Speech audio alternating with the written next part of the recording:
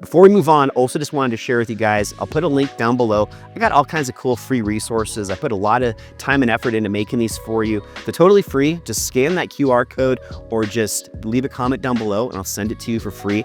I've got a ton of them, including seller guides, buyer guides. We're talking about new construction homes, specific just to new construction homes.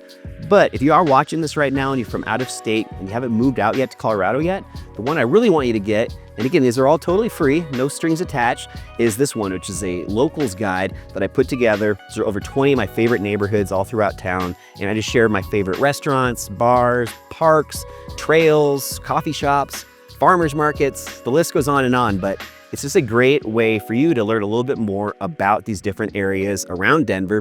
And I even talk a little bit about property taxes in here. So if you're watching this video specifically and that's piquing your interest, definitely grab a copy of this one. Again, all that info down below to grab yours.